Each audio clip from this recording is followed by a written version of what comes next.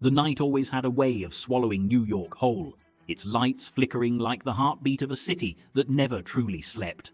And somewhere inside that heartbeat, somewhere between the corridors of power and the shadows of the underworld, lived a man who had mastered both. Frank Costello was not just a gangster. He was not just a politician's friend. He was the invisible thread stitching two different Americas together, the one you read about in newspapers and the one you were never supposed to see. The story resumes at the moment when the old world was collapsing around him. Lucky Luciano, his closest ally, was behind bars. Vito Genovese, his ambitious rival, was waiting across the ocean like a wolf pacing outside the door. And Frank, who had spent his entire life avoiding the spotlight, was being pushed toward a throne he never wanted.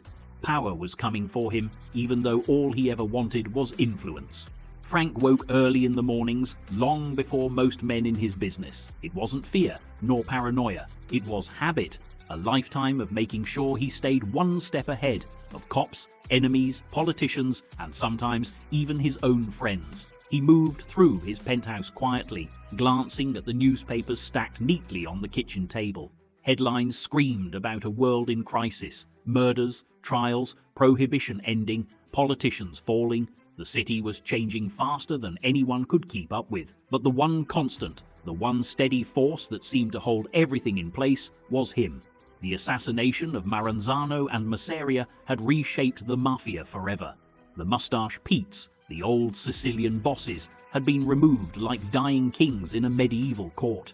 In their place stood a new generation, an American-born mafia. Men who didn't care about Sicilian tradition, men who cared about power, money, influence, modern crime. Among them, Luciano, Lansky, Siegel, and Costello, four men who built an empire from nothing but ambition and the ashes of the old world. Frank never expected to rise so high. He never expected to be the one sitting in the third chair of the Luciano family, whispering into Lucky's ear while the entire underworld waited for decisions that shaped cities. But destiny has a way of choosing its own path, and Frank Costello had become the quiet force behind a revolution. A man whose name politicians whispered when they needed votes. A man whose phone number every bookmaker prayed was never found in their pockets. A man who could walk into a courtroom and shake a judge's hand like an old friend. But with success came enemies. Vito Genovese, burning with jealousy, watched from Italy with the eyes of a predator. He wanted what Frank had: the influence, the relationships, the access to the highest levels of American government. Vito didn't just want to be a boss, he wanted to be the boss. And in his mind, Frank Costello was standing in the way. Meanwhile, the New York streets were restless. Slot machines ringing in the back of bars and candy stores, bookmakers running numbers from Harlem to Brooklyn, judges taking envelopes, police commissioners meeting quietly with mob emissaries. And threading through it all was Frank, always calm, always composed, always dressed like a Wall Street banker rather than a gangster. He had built his empire on intelligence, not violence, on diplomacy, not bullets. He understood that politicians held more power than gunmen, that money flowed more smoothly when the waters were calm, and that public respect was worth more than criminal fear. But even the smartest men cannot escape fate. When Fiorello LaGuardia became mayor of New York in 1934, he declared war, not on the Mafia, but on gambling itself. And Frank Costello, the king of slot machines, became enemy number one. Police raided bars, smashing machines with sledgehammers. Hundreds of thousands of dollars worth of equipment was destroyed. Frank watched as his empire was dismantled piece by piece, but he did not panic. He adapted. Louisiana welcomed him like a king. Huey Long, the flamboyant and unpredictable governor, saw opportunity where New York saw crime. Frank shipped his machines south, thousands of them, filling bars and clubs across New Orleans. Money flowed like water again, and Frank found himself running a second empire, one that stretched 1,300 miles from Manhattan. This was the difference between him and the others. Lansky was a genius with numbers. Luciano was a visionary leader. Siegel was reckless fire. But Frank was the man who could turn disaster into profit. The man who could lose New York in the morning and conquer Louisiana by nightfall. Yet for all his success, Frank felt the walls closing in. His name was appearing too often in newspapers. His face was being recognized by too many people. Politicians began to fear the rumors about him. Reporters began digging deeper. Even friendly judges were becoming cautious. And when the government launched the Kefauver hearings in 1950, America's first televised investigation into organized crime, Frank Costello was dragged into the national spotlight like a reluctant movie star. He sat under the hot studio lights, cameras pointed at him, millions watching at home as senators grilled him relentlessly. They wanted him to slip, to confess, to break. They wanted to expose the invisible web he had woven around American politics, but Frank remained calm. He answered what he needed to. He avoided what he couldn't. And when the questions became too invasive, too insulting, he simply stood up and walked out. A gesture no gangster, no politician, no citizen had ever dared to do on live national television. And America witnessed it. That moment cemented his legend, but it also marked the beginning of his downfall. Vito Genovese smelled weakness, a wounded rival, a fading star. And the moment Frank walked out of that hearing, Vito made his decision. Frank Costello had to die. The days after the Kefauver spectacle felt different. Frank could sense it in the way people looked at him. Not with fear, not with respect, but with curiosity. America had seen his hands tremble, had watched his frustration build, had witnessed him walk out of the hearing like a man cornered. It made for good television, but bad business. The spotlight was poison, and Frank Costello knew it. For years he had thrived by staying invisible, pulling strings from the shadows, bending politics without ever appearing in the frame. Now millions of living rooms across the country had watched a senator shout at him, accuse him, belittle him. It wasn't the accusations that bothered him, it was the exposure. Criminals survive many things, but public attention is almost always fatal. In the following weeks, the ripples spread. Politicians who once welcomed his calls began avoiding him. Judges who used to smile at him in private now acted cautious. Even some soldiers within the organization wondered if the great Frank Costello had finally lost some of his invincibility. But no one noticed the shift more than Vito Genovese. From the moment Frank stepped out of the hearing room, refusing to answer another question, Vito felt a surge of opportunity, the kind of opportunity men like him waited years for. He had returned from Italy hungry, ambitious, resentful of how much Frank had built in his absence. To Vito, every politician Frank controlled belonged to him. Every dollar Frank collected was rightfully his, and every part of the Luciano family that Frank had overseen, he believed it all should have been his from the beginning. He was a man made of envy, and envy in the underworld is never silent. Frank felt the first tremors long before the quake. Small things, soldiers loyal to Vito showing up in places they never visited before. Bookmakers in New Jersey suddenly paying tribute to someone new. Whispers, conversations that ended when he walked into a room. A sense of shifting gravity that even the most naive mobster would feel. Costello was no fool. He had survived longer than most precisely because he could read the wind, and the wind was changing. Still, he believed he could contain it. Diplomacy was his weapon, not bullets. Influence, not force. He had negotiated peace between feuding families before. He had bridged impossible rivalries. He thought perhaps he could tame Vito with respect, with gestures, with patience. But Vito was not a man who understood peace. He understood only power. And to him, power was not shared. Meanwhile, Frank's legal problems multiplied. Contempt of Senate, tax investigations, endless hearings, reporters hounding him at restaurants, flashbulbs exploding in his face every time he left a building. His world, once serene in its control, had become claustrophobic. His doctor warned him to slow down. His wife begged him to step away. His closest advisors urged him to disappear for a while, maybe vacation somewhere far from New York, far from prosecutors, far from Genovese. But Frank refused. He had lived most of his life walking the streets of Manhattan without fear. The idea of hiding felt beneath him. One night, a longtime friend sat across from him at the Waldorf barbershop and said quietly, "Frank, you're sitting too close to the sun." Frank smiled. "I've been close to it my whole life," he answered. "Yes," his friend replied, "but never while the whole world was watching."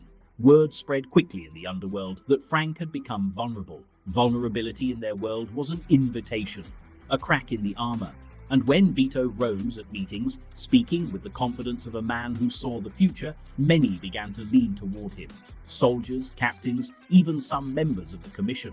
They all sensed that a changing of the guard was coming, and Vito fueled that belief. He promised them a future where the Genovese family would dominate all others, where old grudges would be settled, where money would flow faster than ever. But to reach that future, he needed one thing first: Frank Costello out of the way.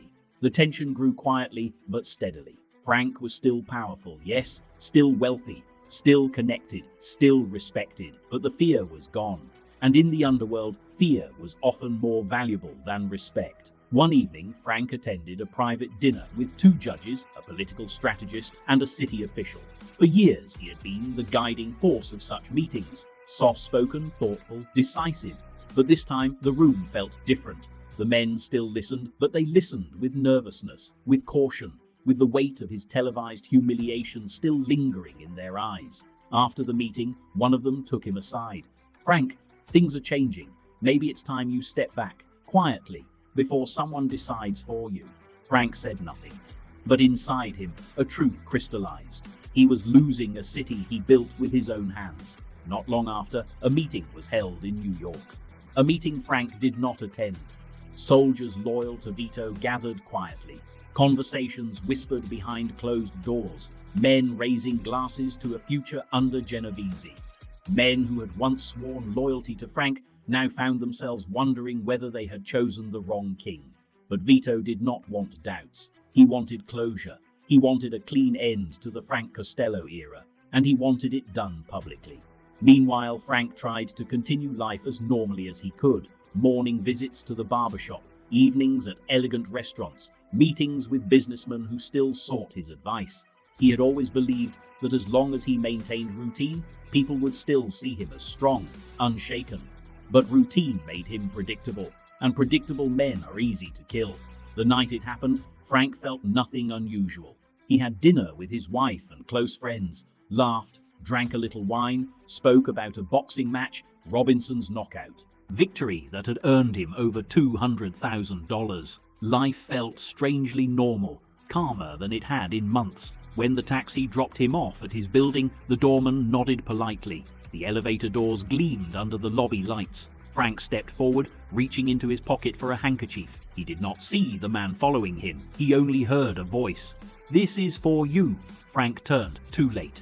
A flash exploded in front of him. A shot cracked through the marble lobby. The world spun sideways as his head snapped back, but fate for once was merciful. The bullet grazed his skull instead of piercing it. Blood streamed down his cheek, his vision blurred, his knees buckled, but he was alive. Alive because the shooter, a young, ambitious enforcer named Vincent the Chin Gigante, had fired just a fraction too early. The assassination attempt had failed, but the message was clear. Vito Genovese wanted Frank Costello dead, and now the entire underworld knew it. The elevator lobby was quiet. Too quiet, Frank later recalled. No footsteps, no shifting weight, no breathing behind him. Just the hum of the lights and the faint rumble of the streets outside. Everything felt normal, and normal was the most dangerous thing in his world.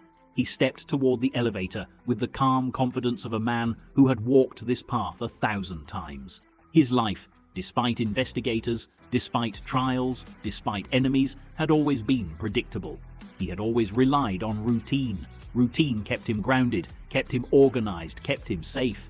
But that night, routine betrayed him. The attacker's voice sliced through the silence like a blade.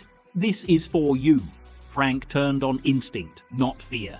For a split second, his mind refused to believe anything was wrong. Maybe a friend pulling a joke, maybe someone calling out to someone else behind him. His brain searched for a harmless explanation, but the gun was already rising, and the steel glint was unmistakable. The flash of the muzzle lit the marble like lightning. The sound hit him like a punch. A burning pressure tore across his skull. Then darkness, then ringing, then his own heartbeat pounding inside his head like a war drum. He staggered, his hand shot to his neck, feeling for the source of the warmth pouring down his collar. When his fingers came back red, time snapped into focus. His attacker had not missed, he had merely miscalculated. A quarter-inch higher, and Frank's story would have ended in that lobby, his blood drying between the cracks of the polished floor. He tasted copper. He smelled gunpowder. He felt the world tilt. The shooter fled before Frank could even raise his head. A blur of movement, the slam of a door, the squeal of tires disappearing into the night outside. It was over in seconds, but the consequences would last years. Building staff rushed forward, panicked, calling for help, shouting his name. Frank pushed them away, not out of pride, but out of habit. In his world, panic was dangerous. Panic led to mistakes. Mistakes led to prisons, funerals, and vendettas. I'm fine, he murmured through clenched teeth, though he could barely keep his eyes open. He wasn't fine, not physically, not mentally, not spiritually. He knew exactly what this meant. Vito Genovese had fired the first real shot of a war, and Frank had survived the opening attack. At the hospital that night, he lay on a gurney with doctors buzzing around him. Nurses dipped cloths into warm water, wiping away the blood that had soaked into his shirt. The bullet had grazed his skull, carving a vicious line just below the right ear, deep enough to scar him, shallow enough to spare him. "It's a miracle," one doctor whispered. Frank didn't believe in miracles. He believed in timing, and someone had gotten theirs wrong. When the police arrived for questioning, he shut down completely. Lawmen circled him like vultures, asking names, motives, details. Their voices fought to break through the roar in his head, but he refused. The law of Omerta was older than any badge. "We know who shot you, Frank," one detective snapped. "Just confirm it. We'll take care of the rest." Frank looked at him with a cold clarity that returned only after the painkillers began to dull the spinning in his head. "Detective," he said quietly, "if I wanted help from the police, I'd have become one." The room went silent. He wasn't being clever, he was being honest. The police, frustrated, resorted to other tactics. They searched his clothes, found a folded note in his pocket, numbers, codes, references, and jumped on it like starving wolves. They interrogated him for hours, demanding explanations, but Frank gave them nothing. Not a name, not a detail, not even an expression. Silence was survival. Silence was loyalty. Silence was power. Meanwhile, across New York, the news spread like wildfire. Frank Costello shot. Mafia attempted assassination. Gang war brewing in New York. Bars buzzed with rumors. Politicians whispered behind closed doors. Bookmakers paused mid-wager. Every gangster on the East Coast read the headlines twice. Some were shocked. Some were amused. Some were terrified. But all of them understood one thing. Vito Genovese had made his move, and Costello was still alive. That made everything more complicated. If Frank had died, the transition of power could have been clean. Quiet. A quick funeral, a few speeches, and the underworld would adjust. But a failed assassination? That meant explanations. That meant apologies. That meant retaliation, or at least the possibility of retaliation. The underworld waited to see how Frank would respond. Would he strike back? Would he declare war? Would he unite his allies against Vito? Would he call for blood? Because one fact was clear. In the Mafia, a failed hit is never forgiven. A failed hit demands revenge. But Frank Costello was not like other bosses. After his release from the hospital, he went home, sat in his quiet living room, and poured himself a drink with hands that still trembled. He stared into the glass, watching the liquid swirl, as his mind replayed the moment, the voice behind him, the gun, the flash, the heat of the bullet slicing past his skin. He replayed it not out of trauma, but out of calculation. What did Vito gain by killing him? What did he lose if Frank lived? What benefit was there in a war? What cost would peace demand? Frank had built his entire life by avoiding unnecessary violence, by keeping blood off the streets, by making money flow through words, not bullets. A war would destroy the city he spent decades shaping. It would destabilize the commission. It would threaten his remaining political relationships. It would expose the Mafia to government heat that would devastate everyone, Vito included. And deep inside, he knew a truth he never wanted to admit. His time was ending. Not because he was weak, not because he was afraid, but because the world was changing and he no longer wanted to adapt to its new rules. The next day, Lucky Luciano received word in Italy. They tried to kill Frankie. Lucky didn't say anything for a long time. He stared out the window of his villa, the Mediterranean stretching endlessly before him. He knew exactly who was behind it, exactly why, exactly what it meant. He lit a cigarette, inhaled deeply and whispered, That son of a bitch Vito. But Lucky was powerless. He was exiled, watched constantly by Italians and Americans alike. He could not intervene. He could not protect Frank. He could not stop what was coming. In New York, men waited. Some prepared for violence. Some hoped for it. Some feared it. Some prayed Frank would forgive, because forgiveness from Costello meant stability. Frank met with his lawyer that evening. Blood still crusted around the stitches on his neck. The lawyer's face was pale. "Frank, you have to do something, anything. If you don't respond, they'll try again." Frank shook his head slowly. "No," he murmured. "If I respond, they'll definitely try again." It was a paradox, a trap, a no-win situation. War meant death. Silence meant vulnerability. But Frank understood something no one else did. Vito wanted a throne, not a battlefield. And as long as Frank sat in a chair, any chair, Vito would see him as a rival. There was only one solution. The last solution Frank Costello ever wanted. He had to step down. He had to surrender the throne. He had to disappear from power while he was still alive to enjoy it. But before he did, he wanted one thing, a face-to-face with the man who tried to kill him. Frank Costello had survived many things in life. Poverty, the turbulent chaos of the early Mafia wars, the fall of the old bosses, federal investigations, political betrayals, and now an assassination attempt carried out in his own building.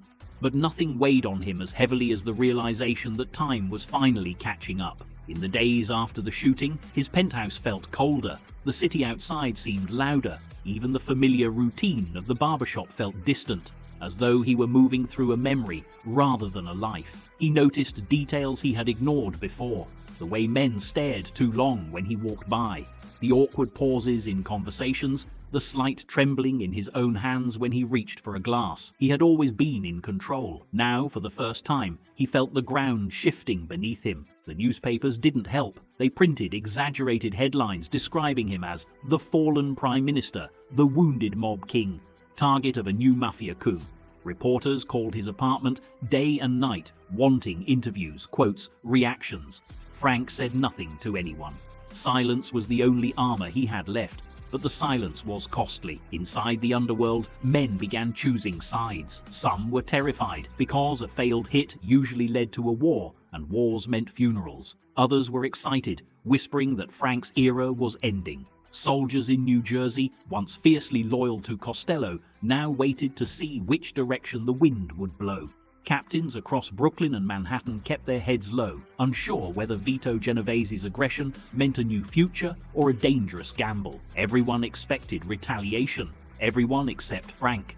He had no desire to start a war with Vito, not because he feared losing, but because he no longer believed the fight was worth it. He had spent decades creating stability, keeping bloodshed off the streets, maintaining balance between the families, controlling politicians so the Mafia could thrive quietly. Starting a war would destroy everything he'd built, but still, he wanted one thing before walking away: a meeting, a conversation, an understanding between two old adversaries that would end the conflict before it consumed everything around them. It took days to arrange. Even then, the logistics were delicate. Both sides were paranoid. Both sides feared a trap. Messages were relayed through trusted intermediaries, men who had served the families for years without ever betraying a word. Eventually, a location was chosen, a quiet home in New Jersey belonging to Longy Zwillman, one of the few men both Costello and Genovese trusted. That night, Frank left for New Jersey with only one companion, his driver. No bodyguards, no soldiers, no fanfare. He wanted no one to interpret this meeting as hostile. He wanted no excuses for violence. As the car drove through the darkened streets, Frank watched the city fade behind him. Skyscrapers gave way to suburban silhouettes. His thoughts drifted toward Lucky Luciano, toward the early days when they built an empire together, toward the peaceful mornings in the Waldorf barbershop when politicians would visit him as casually as friends, stopping by for coffee. Those days felt far away. When the car pulled up to the house, everything was still. No gunmen on the porch, no cars lined up outside. Just a quiet home with dim lights glowing through the windows. Frank stepped out slowly, adjusting his coat against the cold night air. His stitched wound throbbed with each heartbeat, a reminder of how close he had come to death. Inside, Vito Genovese waited. The two men had known each other for decades, but tonight they regarded each other like strangers. Vito's eyes were calculating, sharp, predatory. Frank's expression was calm, composed but weary. He took a seat opposite Vito, leaving a deliberate distance between them. For a moment, neither spoke. Then Vito broke the silence. "You should have died that night," he said softly, almost calmly, as if he were commenting on the weather. Frank didn't flinch. "I'm aware." Vito leaned back, studying him. "If you fight back, you know what happens." Frank nodded. "Then I won't fight." The room went still. Vito wasn't expecting surrender. He wanted anger. He wanted defiance. He wanted something he could crush. But Frank gave him the one thing he wasn't prepared for: peace. "I've had my time," Frank continued, "and I've made my money, more than enough for 1,000 lifetimes. I don't want a war. I don't want soldiers in the streets. I don't want blood on the sidewalks. I'm stepping back, completely." Vito stared at him, expression unreadable. Frank met his gaze steadily. "All I ask," he said, "is that you let me walk away. Let me live out the rest of my days quietly. No trouble, no interference." Vito tapped his fingers on the arm of the chair. Moments passed like hours. Finally, he spoke. "You want to retire?" "Yes." "And you'll stay out of business?" "I will." "You'll give up everything?" "If that's what it takes." Another long silence. Then Vito nodded slowly. "Fine." But what came next was a blow even Frank hadn't anticipated. "You walk away," Vito said, "but not with everything. Not with all that power, not with all those territories, not with Las Vegas, not with Florida, not with the Caribbean. You give it all up. Every dollar that comes from my empire now belongs to me." Frank swallowed the bitterness rising in his throat. This wasn't a retirement. It was a humiliation, a stripping, a symbolic execution, but it was the price of peace. "And one more thing," Vito added. "Inside the family, you're not consigliere anymore. Not underboss, not advisor. You're nothing, a soldier, just like the rest. You stay alive because I'm allowing it." Frank felt the words hit like a punch, but he did not show it. He nodded once. "Then so be it." The meeting ended soon after, but as Frank walked out into the cool night air, something inside him shifted. Not regret, not anger, but a simple, heavy finality. The life he had built was gone now, not by death, not by prison, but by choice. He had chosen peace. He had chosen life. He had chosen to surrender a kingdom to survive long enough to enjoy the years he had left. But decisions like these had consequences. The underworld was stunned. Some saw Frank's surrender as weakness. Others saw it as wisdom. Many saw it as inevitable. But everyone agreed on one thing. The era of Frank Costello had ended, and the age of Vito Genovese had begun. Yet even with the transition complete, the conflict wasn't fully over. Stripping Frank of power created ripples that spread far beyond New York. Men loyal to Frank resented the way he had been treated. Allies from old days looked at Vito with suspicion, and rivals wondered whether Vito's rise was too fast, too aggressive, too arrogant. Even Carlo Gambino, who supported Vito's ambitions, questioned whether Genovese's desire for absolute power would tear apart the delicate balance the commission relied on. Frank, now in forced retirement, watched all of this from a distance. Some evenings he sat in his study alone, staring at the city skyline. The scar on his neck reminded him every time he shaved he was alive because he chose not to fight. He had sacrificed power to preserve peace. But deep inside, he sensed something else, something even Vito hadn't foreseen. By humiliating Frank, Vito had created enemies for himself, enemies far more dangerous than Costello had ever been. And soon, the consequences would begin to unfold. Frank Costello returned to Manhattan with the quiet dignity of a man who had accepted his fate long before it was spoken aloud. The city he had once shaped like clay in his hands now felt strangely foreign, not hostile, just distant, like an old friend who had drifted away without either of them noticing. His penthouse, once a lively hub of political visitors, underworld conversations, morning grooming rituals, and discreet negotiations, now felt empty. The silence in the rooms pressed against him. He walked through the hallway slowly, touching the back of his neck where the stitches were still healing. He didn't need a mirror to see the scar. He felt it every time he swallowed. It wasn't pain, It was memory of how close he had come to losing everything. But despite the physical wound, it was the emotional reality that weighed heavier. He had surrendered, willingly, rationally, intelligently. But surrender always leaves an aftertaste, a bitterness that lingers long after the decision is made. The next morning, Frank woke early out of habit. Old rhythms die hard. The sun wasn't up yet, but the city's hum drifted through the windows. The distant rumble of trucks, the honk of a taxi, the muffled voices of early risers. He dressed carefully, selecting a tie with steady hands. He still cared about presentation. He always would. He walked to the window and looked at the street below. For decades, those streets had been his. He never said it out loud, but he felt it. He owned something intangible: control, stability, influence. He had shaped New York not through violence, but through 1,000 quiet conversations. Deals struck in whispers, favors traded in handshakes, the subtle machinery of political power that only a few men ever truly understand. Now that machine belonged to someone else. He knew Vito Genovese was celebrating across the city, not openly, but in his own dark way. Vito had fantasized for years about the day Costello would kneel, and though Frank had not physically knelt, the act was symbolic. Every gangster in America now understood that Genovese had forced the great Frank Costello into retirement. Frank didn't regret avoiding war, but he hated giving Vito something to boast about. Still, his decision brought a strange sense of clarity. Now that he was retired, he was free from obligation. No meetings, no disputes, no balancing rival crews, no worrying about territory, soldiers, or alliances. He had money, more than he could ever spend. He had a devoted wife who had endured his entire double life with unwavering loyalty. And he had time, something few men in his world ever received. But peace, ironically, made him restless. For years, his mind had been trained to anticipate moves, to study motives, to understand human behavior better than any psychologist. Even now, he couldn't turn that instinct off.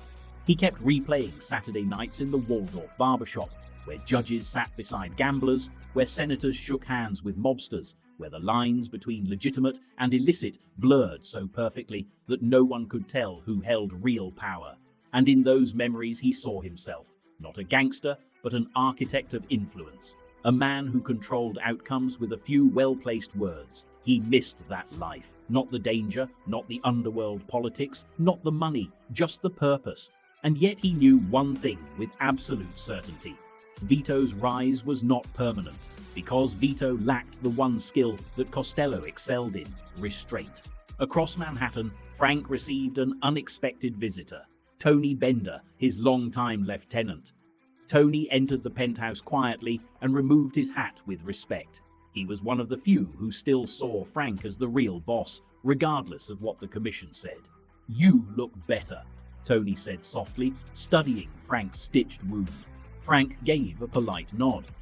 "I heal quicker than people think."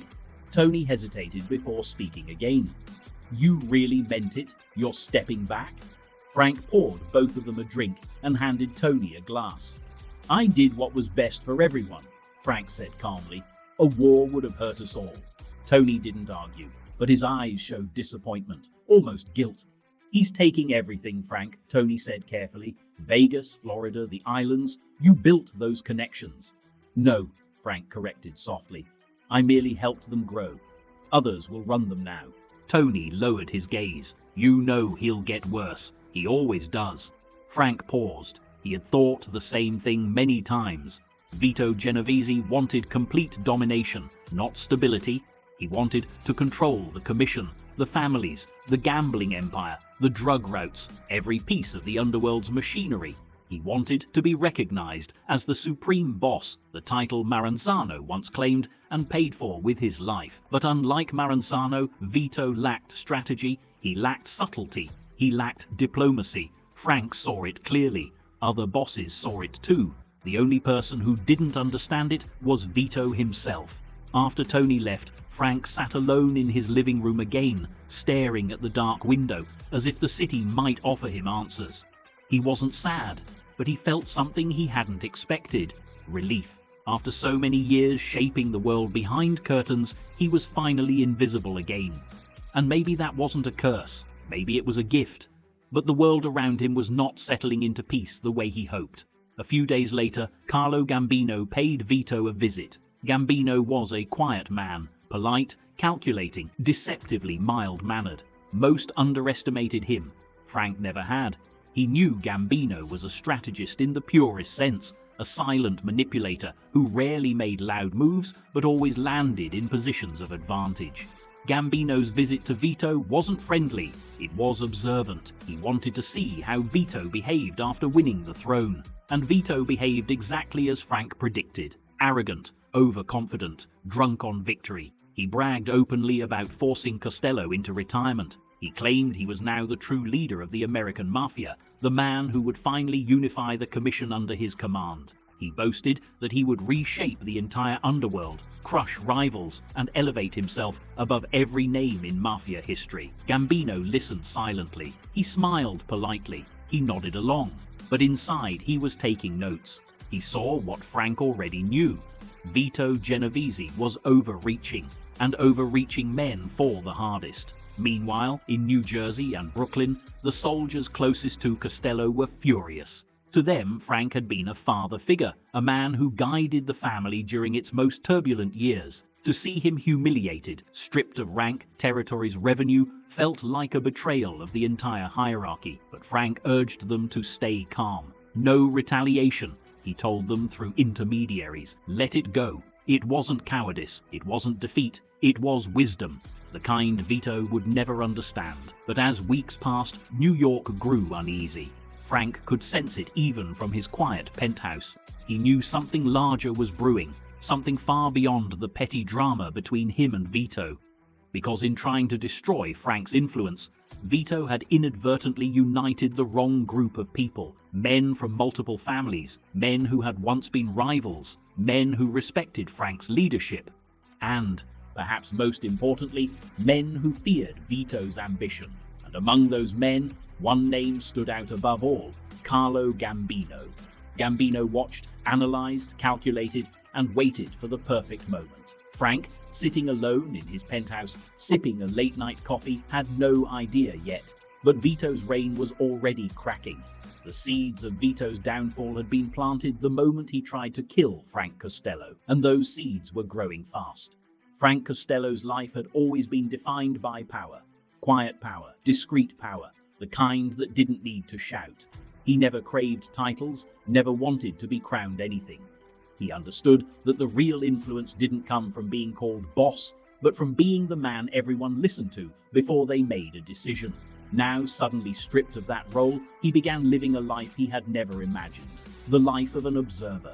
He moved through his days quietly, taking careful walks around the neighborhood, eating simple dinners at home with his wife, reading newspapers slowly as if studying the world that once studied him. He did not miss the attention. What he missed was the structure, the purpose, the sense that every morning when he woke, the city needed him. Men like Frank rarely retire gracefully, not because they can't, but because the world they helped build doesn't function normally without their presence. Yet he stayed disciplined. He had promised Vito he would step back completely, and Frank kept promises, even when they were made under duress. The cost of breaking this one could be his life. And after surviving a bullet to the head, he felt no desire to tempt fate twice. But even from retirement, Frank couldn't help observing the shifting climate of the underworld. Things were not right, not balanced, not sustainable. Vito Genovese was taking too much, too fast. For years, Frank had carefully avoided unnecessary violence, avoided street wars, avoided headlines. He created stability through negotiation. But Vito believed stability made you weak. He wanted movement, domination, bold action, fear-driven loyalty. He was pushing into territories he didn't need, forcing alliances that weren't natural, demanding obedience rather than earning it. And that kind of leadership never lasted long. When Frank read newspapers, he could read between the lines. Gangster activity rises, tensions between families, federal investigations increase. These weren't random articles. They were signals of instability. Under Costello's influence, law enforcement had always looked elsewhere. His diplomacy had kept the commission strong and the streets relatively calm. Now, everything was scattered. One afternoon, Frank sat on a park bench, dressed in a dark coat and fedora, sunglasses shielding his eyes. It was risky for him to be in public without protection, but the anonymity was refreshing. He watched people pass, families, workers, couples, joggers, ordinary citizens living ordinary lives. He envied them. Every single day he felt the internal conflict, half of him relieved he no longer had responsibility, the other half irritated as he witnessed chaos building from a distance. And chaos was indeed building. A wave of tension had spread across the underworld. Captains loyal to Frank now felt directionless. Some refused to answer Vito's calls. Others began drifting toward another rising figure, Carlo Gambino. Gambino remained quiet, composed, always respectful in public. But beneath that gentle exterior, he was restructuring alliances with surgical precision. He met with bosses from other cities. He strengthened ties with Joe Bonanno, Joe Profaci, and even some Chicago representatives who disliked Vito's arrogance. Gambino didn't move openly. He whispered, he hinted, he planted thoughts in the minds of those who were already uneasy. Of all the men Frank had known in his life, Gambino was the most dangerous kind. Patient, invisible, strategic. Frank sensed what was happening even without being told. The newspapers, the neighborhood whispers, the sudden increase in FBI interest, it all pointed in one direction. A shift of power was beginning again. But this time, Frank wasn't a participant. He was a witness. One evening, Frank sat in his living room reading a book when the doorbell rang. His wife answered, and a moment later, a familiar voice entered the room. It was Mike Coppola, another longtime ally, a quiet operator who had worked under Costello for years. Mike removed his hat, his expression serious. "Frank," he said, "I just came back from a meeting. Things are getting unstable." Frank closed his book slowly. "They've been unstable. It's different now," Mike said. "People are angry. Some want to push back against Vito. Some want to leave the family entirely. Some think Gambino is the answer." Frank studied Mike's face. "And what do you think?" Mike hesitated. "I think Vito's going to get himself killed, or get us all killed." Frank sighed deeply, leaning back in his chair. "Violence creates more violence," he said gently. "I kept things peaceful for a reason." Mike nodded. "We know, but Vito's undoing everything. He's squeezing every territory, walking over everyone. He wants to be a king." Frank's response was calm. "There are no kings in this life, Mike, only survivors." Mike leaned forward. "Frank, they're asking for your opinion. Even if you're retired, they want to know what you think." Frank's eyes softened. There was loyalty in Mike's words, loyalty Frank never took for granted. "What I think," Frank said quietly, "is that all of you should stay alive. Don't choose sides yet. Let things unfold naturally." Mike frowned. "Naturally? You know what that means, Frank. Someone's going to disappear." Frank nodded. "Yes, and it won't be you. Just stay still. Wait." Mike exhaled, defeated but respectful. "You always see further than the rest of us." Frank managed a gentle smile. "That's because I don't rush." When Mike left, Frank sat silently for a long time. He wasn't afraid for himself anymore, but he worried for the men who had followed him for decades. The men who were now forced to survive under Vito's rule. He felt responsible, even though he no longer held the power to protect them.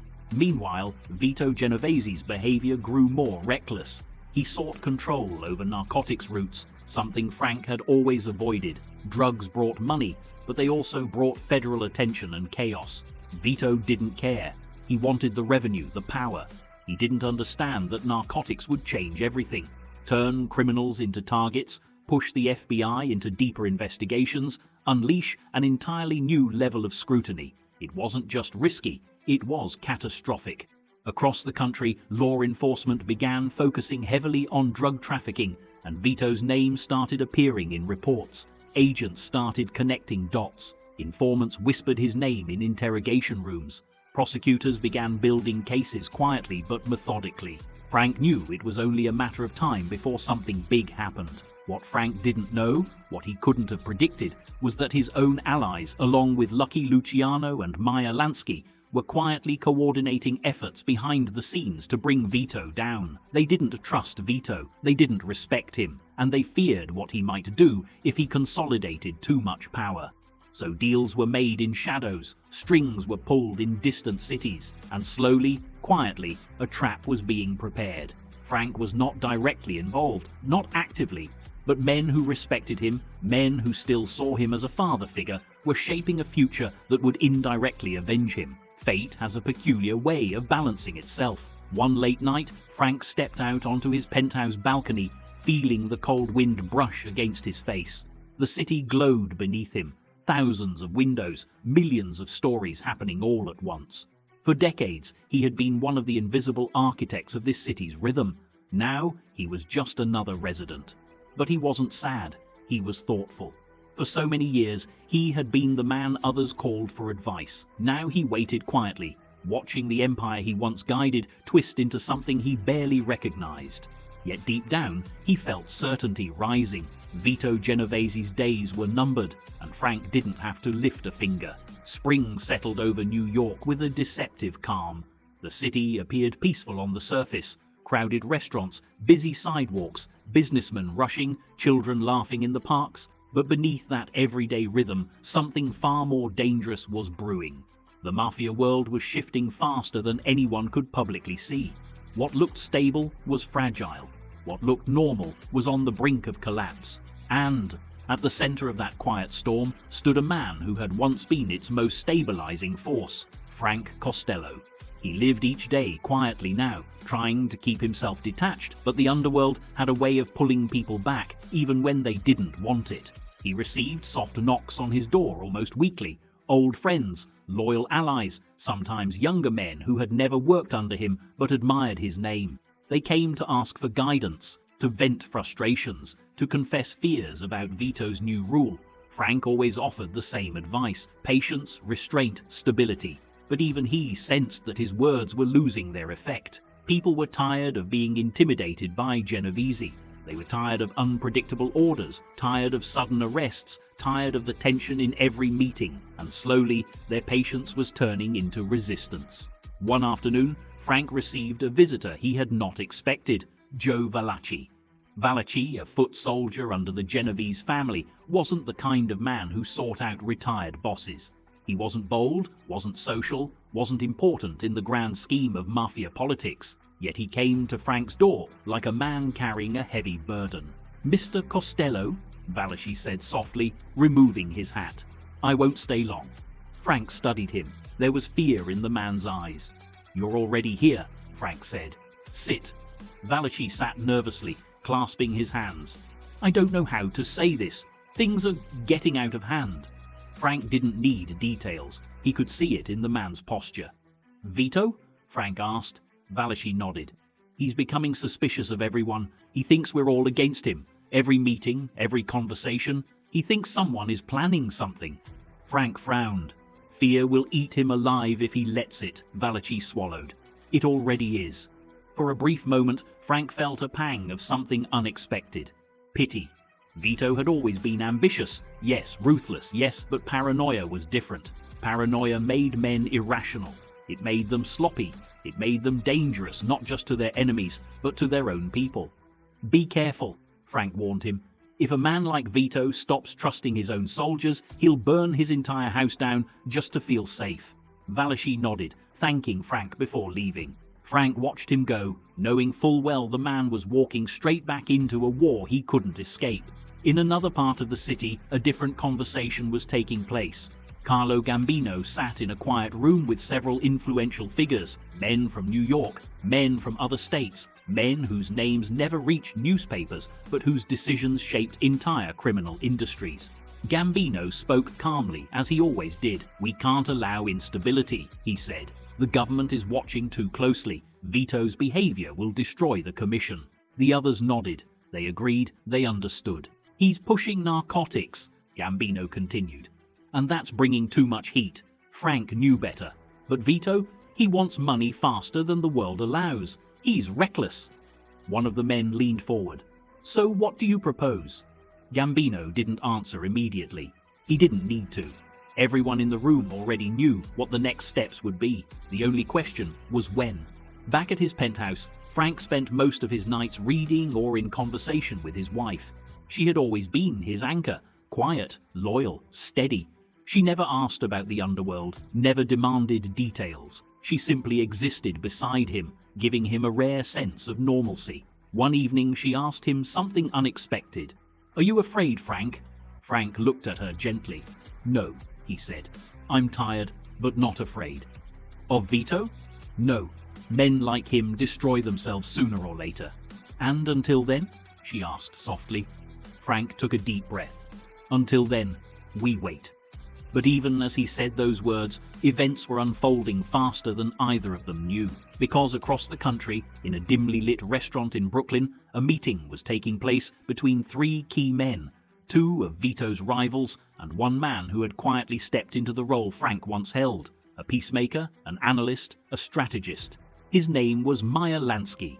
Lansky stirred his coffee slowly, speaking in a soft voice. "We can't let Vito control everything. It's bad for business, bad for the future, bad for all of us." The others nodded. "He scared off the politicians Costello kept close," Lansky continued. "He's drawing attention we don't need. If he keeps pushing the narcotics business, the feds will tear this city apart." "So you're saying—" "I'm saying," Lansky interrupted gently, "that we may need to intervene. Quietly." The room went still. Everyone understood the meaning. Intervention didn't always mean a bullet. Sometimes it meant something worse, something permanent. The following weeks confirmed their fears. Federal agents began tailing Vito's associates. Informants whispered details of drug deals. A pattern emerged, clear enough that prosecutors began assembling a case quietly, piece by piece. The trap was forming, the net was tightening, and Vito had no idea. Meanwhile, Frank woke up each day expecting nothing, wanting nothing.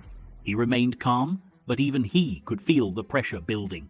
He sensed that the world was aligning itself against Vito, not out of loyalty to him, but out of self-preservation.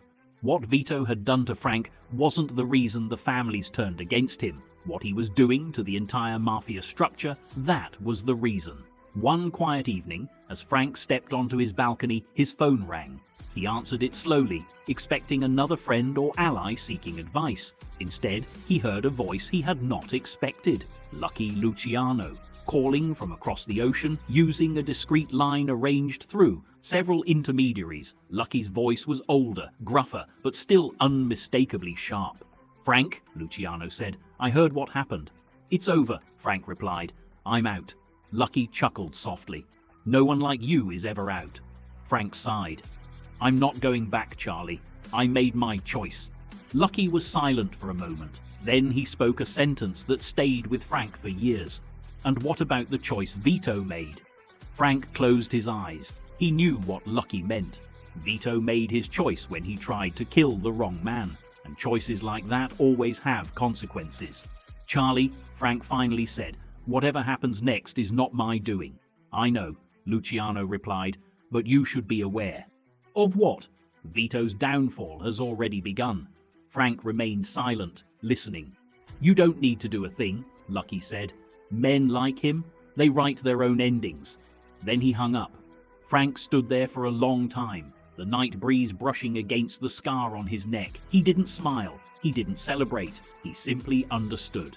The fate of Vito Genovese had been sealed the moment he fired that shot in the lobby, and Frank Costello, for the first time in a long time, felt something he hadn't felt in months. Peace, not victory, not revenge, just peace, because destiny had taken the burden from his hands. The summer that followed felt heavy, as if the entire city were holding its breath.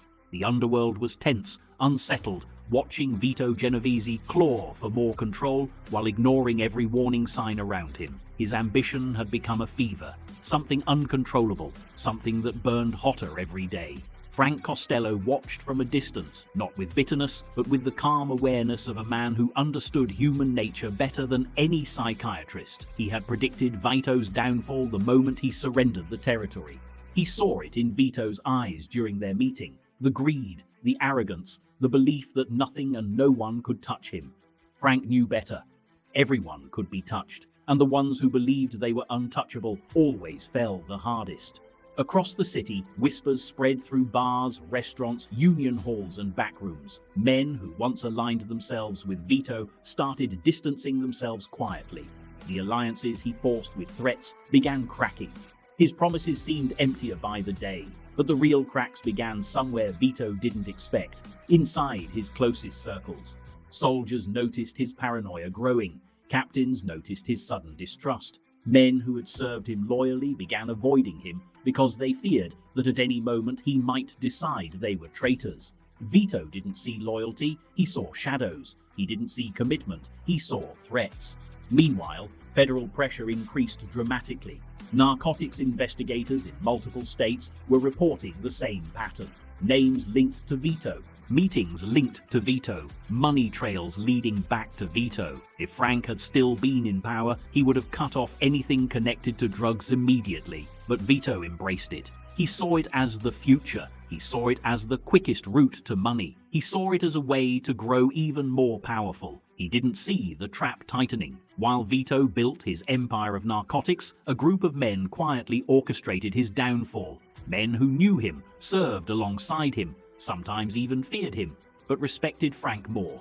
These weren't petty criminals. They were the architects of the American Mafia: Lucky Luciano, Meyer Lansky, Carlo Gambino, Joe Bonanno.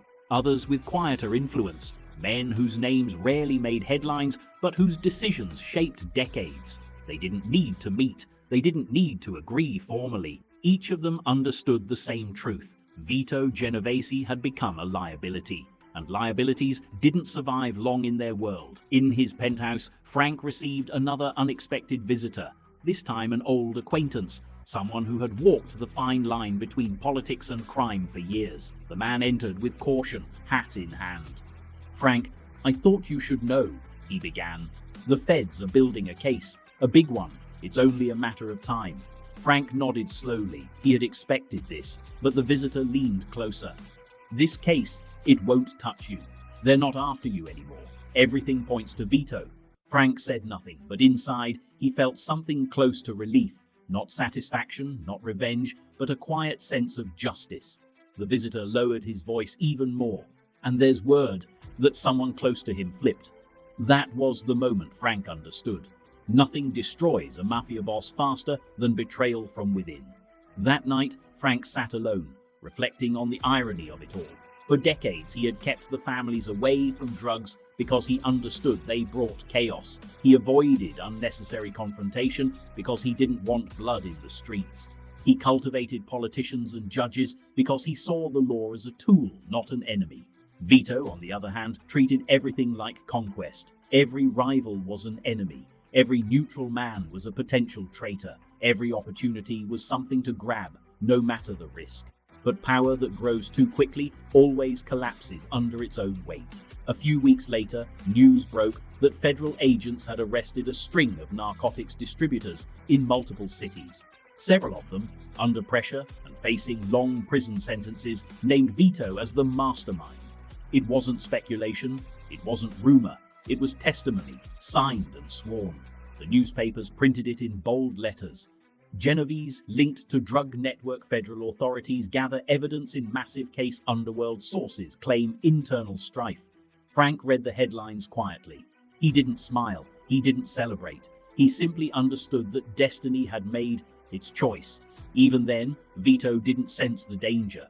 He believed he was untouchable because he had forced Frank out. He believed the families feared him. He believed the commission would fall in line. He believed wrong. In September, a meeting took place in upstate New York. Not a large one like the infamous conference that would later expose dozens of mobsters, just a small gathering of influential figures: Gambino, Profaci, Bonanno, and a representative of Chicago. They discussed one thing: the future without Vito. The decision was unspoken but unanimous. Vito would fall. Back in New York, federal agents received a tip so well-timed, so perfectly calibrated, that they knew it didn't come from random informants. It came from someone with power, someone who understood the internal workings of the underworld, someone who wanted Vito gone permanently. They acted quickly, building a case so airtight that prosecutors felt confident even before trial. Within weeks, Vito Genovese was arrested on drug trafficking charges. The country was stunned. Newspapers exploded with reports. Commentators dissected every detail. Judges called for deeper investigations into organized crime. The underworld reacted similarly. but with far more satisfaction. Men who had feared Vito now whispered openly about his fall. Men who had hated him now smiled quietly in bars and backrooms. Men who had switched loyalties to him grudgingly now felt liberated. In his penthouse, Frank was eating a simple breakfast when his wife walked in with a newspaper. He didn't even need to read the headline. He knew the moment he saw her face. "He's arrested," she said softly. Frank nodded, taking the paper. For a long moment he studied the article, reading every line slowly. He didn't rush. He didn't react. The article described the details: federal surveillance, informants, drug networks, hidden shipments, financial trails, witness statements. It was a devastating case, one that carried a heavy sentence. Finally, he set the paper down. His wife touched his shoulder gently. "You okay?" Frank exhaled slowly. "I'm fine," he said. This was always going to happen. But as he spoke, he felt something deeper, something complicated. Not joy, not vindication, something closer to closure. For years, Vito had chased a throne that was never meant to be his. He had tried to kill Frank, tried to strip him of everything, tried to destroy the calm order Frank had spent his life building. But in the end, Vito's own ambition delivered the final blow. Frank didn't lift a finger. He didn't make a call. He didn't orchestrate a single move. He didn't need to. And that was poetic in its own way. Later that evening, Frank stood near his window, watching the streetlights flicker below. The city felt calmer somehow, as if relieved. He placed his hand gently over the scar near his ear. He whispered to himself, not out of arrogance, not out of pride, but out of simple truth. It's over. But destiny wasn't finished yet. There was still the matter of one last meeting, one last confrontation, one last twist between him and Vito, both of whom would soon end up in the same place, a prison in Atlanta, and that chapter was only just beginning. The moment news broke of Vito Genovese's arrest, the underworld vibrated with a kind of energy New York hadn't felt in years. It wasn't excitement exactly, it wasn't celebration. It was something more subtle, relief mixed with disbelief. Vito had risen too fast, reached too far, and now he was trapped in the very system he thought he could outmaneuver. But destiny had a bitter sense of humor, because only a few months after Vito's conviction, Frank Costello himself was ordered back to prison, not for new crimes, not for new charges, but to finish the remainder of an old sentence, the tax case that had haunted him for years. It was a technicality, a bureaucratic decision, a final punishment from a system that had spent years chasing him. Frank didn't protest, he didn't appeal, he didn't call in political favors. Instead, he packed a small bag, kissed his wife goodbye, and walked into the federal penitentiary with the dignity of a man who had nothing left to prove. He expected prison to be quiet. He expected isolation. He expected obscurity. What he did not expect was to find Vito Genovese inside the same walls. Word spread among the inmates within hours. Frank Costello, calm, composed, respected, was now in the same prison as the man who had tried to kill him. Rumors circulated instantly. Are they gonna fight? Will someone get stabbed? Will one of them make the first move? Is there gonna be a war inside the cell blocks? Even the guards were nervous. Two of the most powerful Mafia figures of the decade, men whose names carried weight far beyond those concrete walls, were now forced into the same confined environment. Frank didn't want conflict. He wanted to serve his time quietly and leave without trouble. Vito, on the other hand, feared a different outcome. He feared that the prison population, already whispering about his downfall, might harm him simply to prove loyalty to Frank. He feared retaliation not from Frank himself, but from the respect Frank still commanded. And beneath all that fear, something else lived inside Vito: embarrassment. Because nothing humbles a man like sharing a prison yard with the person he failed to kill. The tension built day by day, until eventually the situation became too dangerous for the prison administration to ignore. Rumors of attacks circulated. Some inmates muttered about taking care of Vito to gain favor with Frank. Fights nearly broke out between groups aligned with each man. The warden called Frank into his office. "Costello," he said, "you're a smart man. You know this can't continue. Something's going to explode."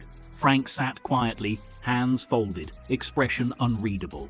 "I don't want trouble," he said calmly. "I don't want him touched, and I don't want anyone touched for my sake." The warden sighed. Maybe not you, but others want to impress you, and they're not listening. Frank rubbed the scar beneath his ear unconsciously. A reminder. Finally he spoke. Arrange a meeting. The warden blinked. A meeting? Between you and Genovese? Frank nodded. Put it in the warden's office. Call in a photographer, a handshake, something public. Let the inmates see we're not at war. It'll calm everything down. The warden hesitated. Are you sure? After what he did to you? Frank cut him off with a single sentence. It's business, not personal. It was always business for Frank. Violence was a tool, not a hobby. The meeting was arranged for the following morning. The guards escorted Frank down a long hallway lined with bars. The sound of inmates whispering his name followed him like a shadow. Some nodded respectfully. Others stepped back, unsure of what was about to happen. Inside the warden's office, Vito was already seated. He looked older than Frank remembered, more tired, more hollow. The failed assassination, the failed rise to power, the federal conviction, it had all weighed on him like chains. Frank entered the room without drama, without anger, without any desire for revenge. For a long moment, the two men simply stared at each other. This was the man who tried to end Frank's life, and Frank was the man who had indirectly survived long enough to watch Vito fall. But Frank saw something in Vito's eyes he didn't expect. Fear. Vito spoke first, his voice low. I didn't think you'd want to see me. Frank sat down slowly. I didn't come to argue. I didn't come to fight. Vito swallowed. I was wrong about you, he said. You were always smarter than me. Frank didn't respond. You saved me today, Vito continued. You could have let those guys do it. You know that. Frank's voice remained level. I didn't save you. I saved peace. There's a difference. Vito exhaled shakily. He wasn't used to humility, but prison had stripped him bare. What do you want? Vito asked. Frank leaned back. I want nothing from you. No favors, no apologies. All I want is for the men out there to know there's no war, no feud, no debts, just an end. Vito nodded slowly, and then, in the strangest moment of their long rivalry, Frank extended his hand. It wasn't warmth, it wasn't forgiveness, it was a business handshake, nothing more, a symbol, a message, a declaration that the Costello Genovese chapter was closed forever. The photographer snapped the picture. A guard opened the office door and allowed the inmates milling outside to see the handshake clearly. In that single moment, the tension in the prison dissolved. Both men walked out alive, each to their respective block. Later that night, a guard overheard Vito speaking to one of his associates. I misjudged him, Vito said quietly. He was always 10 steps ahead of me. For the first time in years, Vito understood the truth. He had not defeated Frank Costello. He had defeated himself. Meanwhile, in his cell, Frank sat on his bunk and closed his eyes. The handshake had taken something out of him, something heavy, something final. It wasn't the handshake of friends or equals. It was the handshake of two men who had shared a battlefield for decades and who now knew their war was finished. When Frank was released from prison months later, he walked out into the sunlight with no entourage, no celebration, no fanfare, just quiet freedom. Vito remained behind those walls, serving a long sentence he would never escape.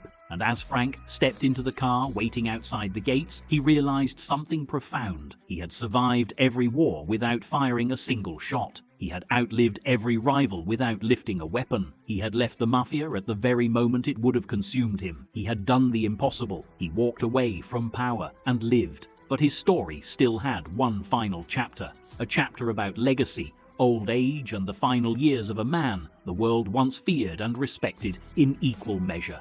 And now, that chapter begins.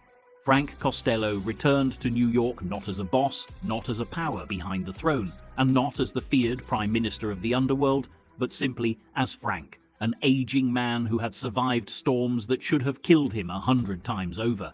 There were no parades waiting for him, no politicians at the train station, no reporters blocking traffic, just the soft hum of the city he had helped shape for 5 decades. He stepped outside, feeling the familiar New York wind. The skyscrapers that once symbolized opportunity now seemed like monuments to an era that had passed. A driver, an old friend, opened the door for him silently. Frank nodded, slid in, and exhaled deeply. For the first time in years, he felt free. But freedom carried a strange weight. He wasn't boss. He wasn't consigliere. He wasn't Godfather. He wasn't the Prime Minister.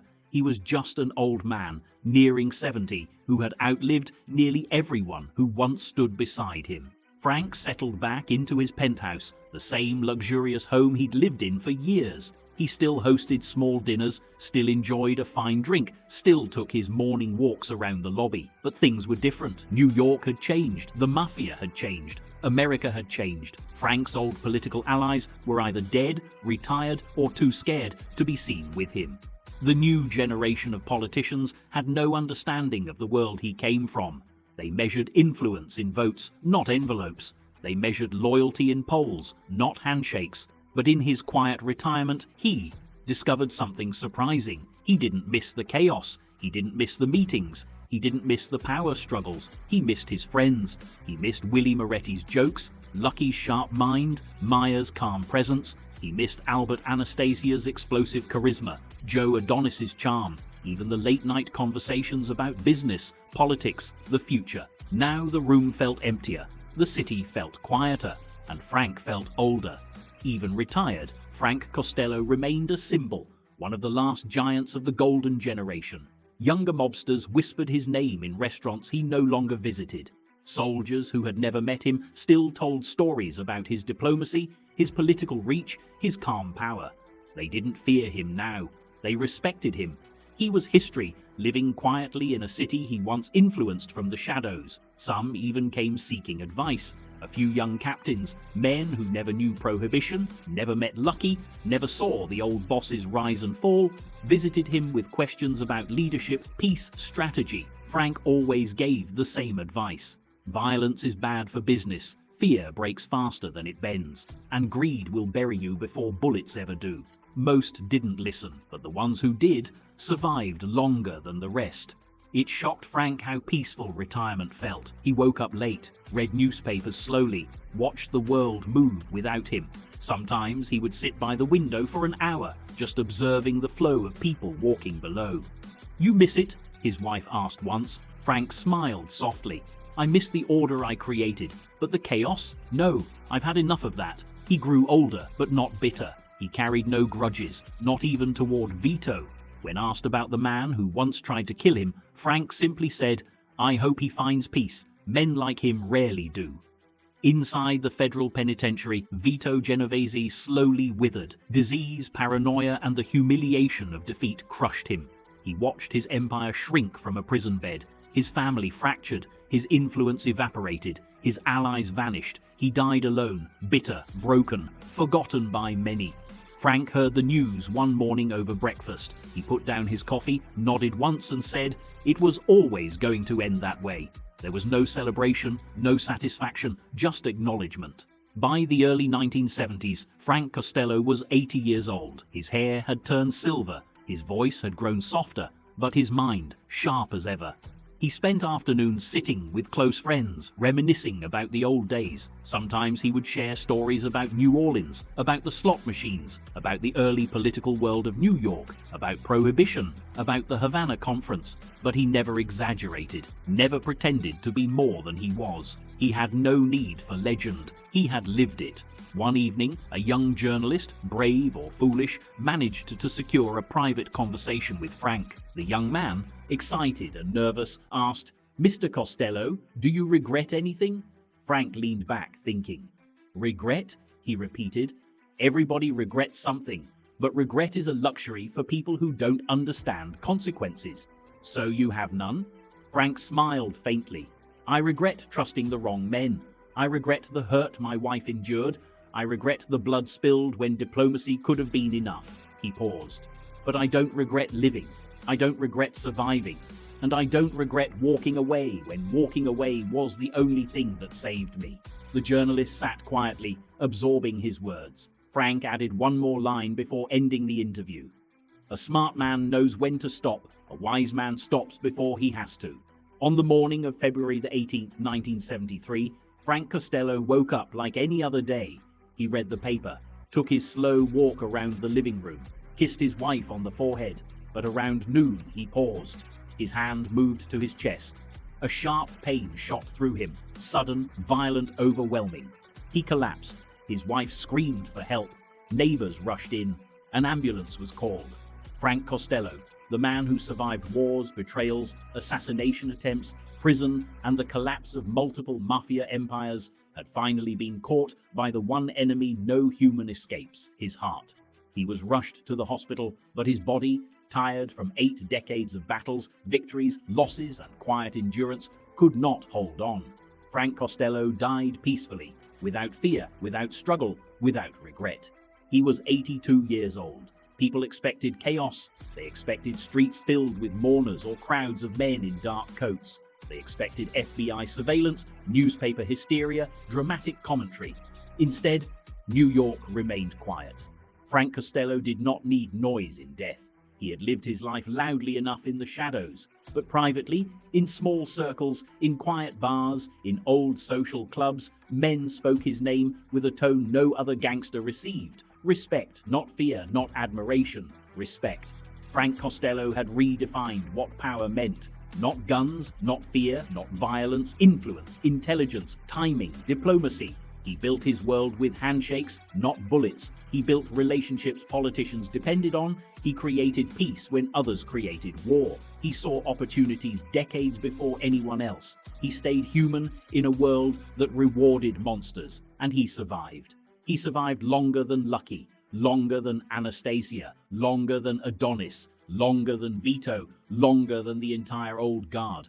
Frank Costello, the boy from Italy who dreamed of something better, became one of the most important figures in American crime history, not because he was the most violent, but because he refused to be.